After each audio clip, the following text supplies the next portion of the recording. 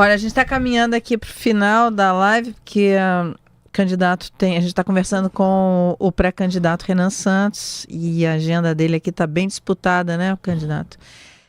Mas vamos fazer aqui mais 2 perguntas da audiência. 3. Tem muitas. 3.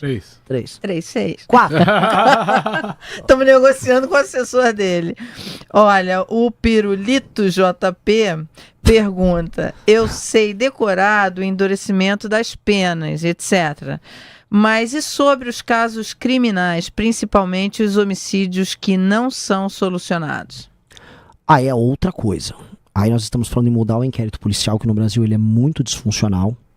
E ter aquela questão do acompanhamento único por um policial, ele vai da ocorrência até o fim do processo, como acontece na maior parte dos países que funciona. Aqui um policial pega a ocorrência na rua, aí da ocorrência na rua vai para um investigador, aquilo abre um inquérito policial, não tem prazo obrigatório para concluir. Você é aquele cachorro sem dono, que todo mundo, quando ele tem muitos donos, ele morre de fome. O processo ele tem que trabalhar com metas, e você tem que ter pessoas responsáveis por essas metas desde o início do processo. Isso também envolve a própria carreira única. E aí envolve, porque assim, a pessoa tem que ter uma carreira na polícia que vai do começo ao topo. Isso não acontece. Então você não tem estímulos para o agente público que está num processo de investigação ou acompanhamento de um crime em levar as coisas até o fim. Ele só está parado na carreira, tirando o policial que está na rua, que esse cara tem uma vocação guerreira, que é uma coisa diferente, uma vocação do guerreiro, que é uma outra lógica, vamos dizer, psicológica dele. O uso de tecnologia para o acompanhamento também, e aí eu vou falar do uso da inteligência, da tecnologia, isso tem que ser bem-vindo. Então, aqui em São Paulo a gente botou coisas como o Smart Sampa. O Smart Sampa, ele vem sendo fundamental para pegar a ocorrência de inúmeros crimes e pegar, por exemplo, um homem que batia na esposa, tal, aí o cara tá andando tranquilão na rua, bateu ali, tá o caso, e a polícia vai atrás do cara. Então, esse tipo de coisa começou a aumentar. E eu acho que isso faz parte de um aumento do aparato e da capacidade investigativa do Estado. A capacidade investigativa do Estado, ela é brecada muitas vezes pela falta de perspectiva de punição. Ou seja, o agente público percebe que mesmo ele pegando o bandido vai ser solto por um determinado juiz. Então você vai ter que corrigir as coisas. O aumento de pena e o aumento da segurança jurídica, no sentido de que a pena vai ser cumprida, ele também estimula o agente público a trabalhar mais. Aí você alterando o método de funcionamento dele, ou seja, dos inquéritos policiais e das carreiras, aí você aumenta a efetividade em pegar. Então uma coisa também acaba retroalimentando a outra.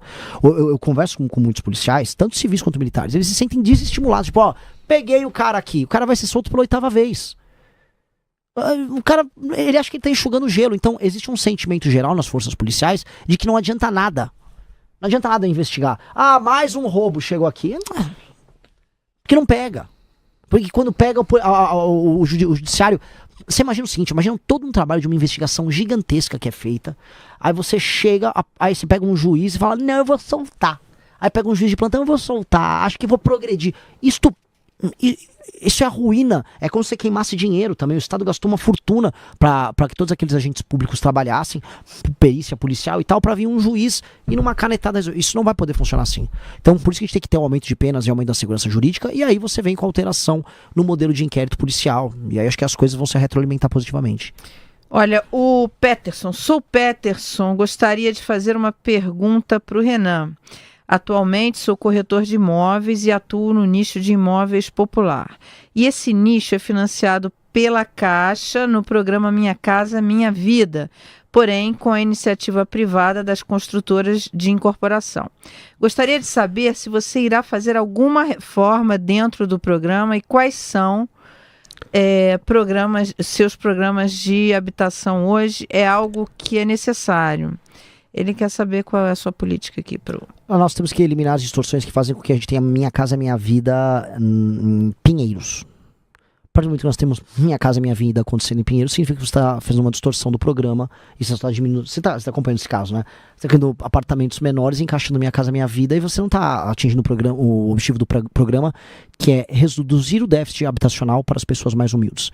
O programa Minha Casa Minha Vida não é um programa de desfavelização. É um programa, no fundo, de reduzir o déficit habitacional, tornando possível para uma família que está começando a vida dela ter sua casa própria. Vamos colocar aqui. Esse programa precisa fazer reformas para ele não ter tantas distorções. É isso. Essa distorção que a gente está vendo em São Paulo e outras capitais é um exemplo. Outra é uma política de desfavelização.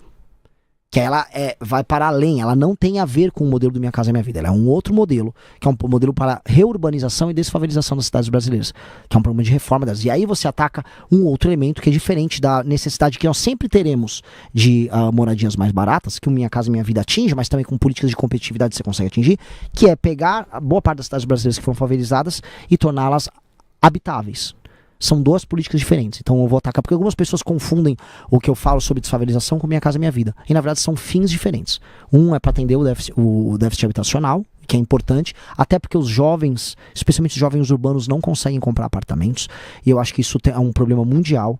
E eu acho que eu não quero ver o jovem brasileiro, isso é um compromisso que eu tenho com a minha geração, não conseguindo comprar um apartamento, não conseguindo viver na própria cidade. Em Lisboa, eu estive lá no carnaval, os jovens lisboetas não conseguem pagar o aluguel lá porque vira tudo Airbnb para turista. O Rio de Janeiro, se resolver a segurança, não vai ter jovem carioca morando no Rio.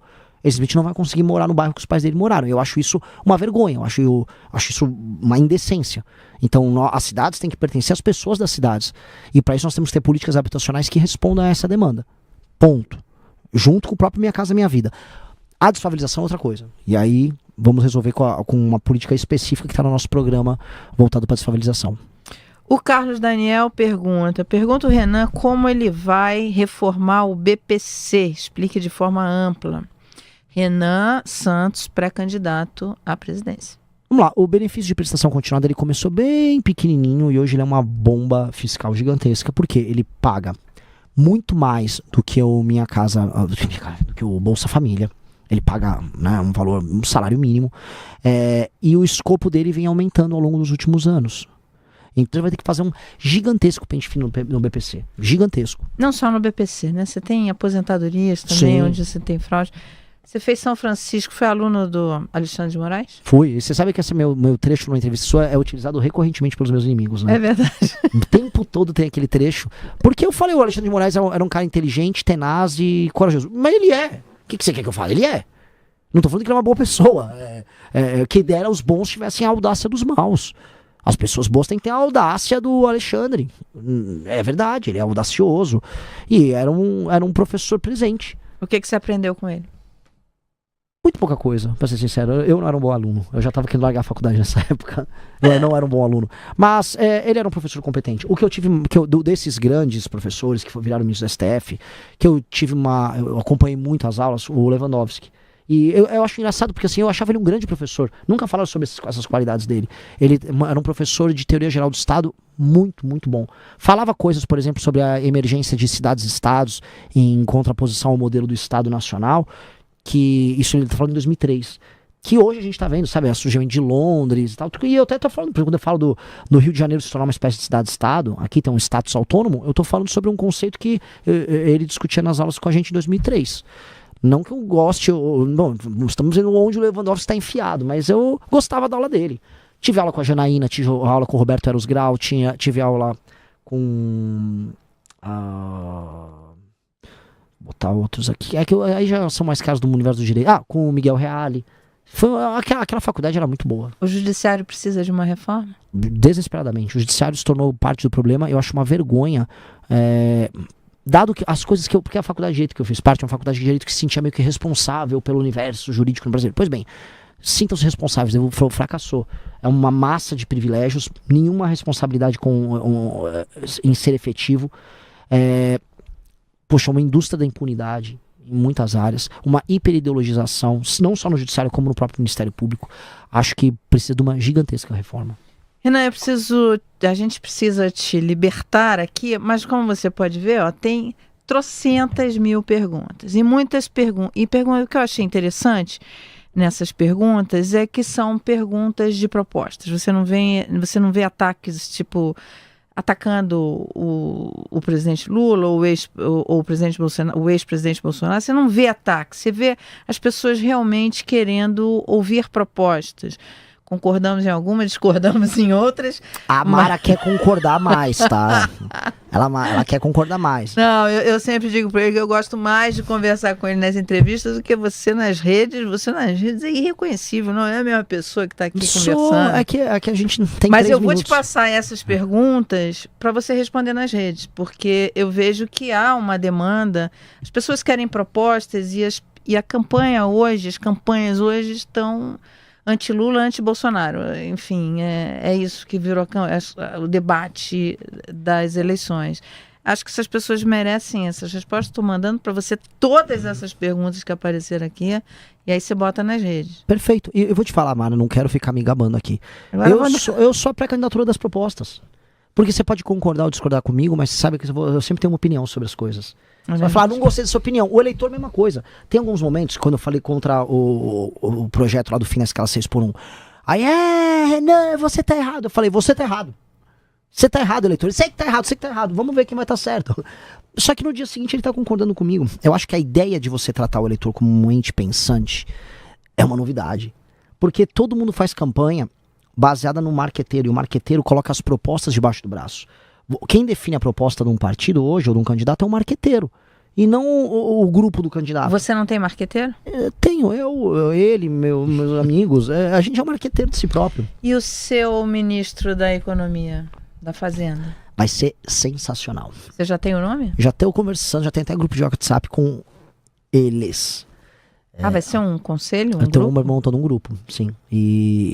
Adianta alguns nomes aqui pra não gente? Posso, eu não posso, porque essas coisas aí, eu aprendi que eu tenho que fazer anúncios formais e tal. Tá bom. Então você vem fazer um anúncio formal aqui. Se não vier aqui, você vai estar no meu anúncio formal. Mas porque você foi a primeira a me entrevistar, me levando a sério. Então eu vou sempre levar a Mara mais a sério que os demais. É o prêmio por ter sido a pioneira. Muito obrigada, viu, Renan? Eu que agradeço.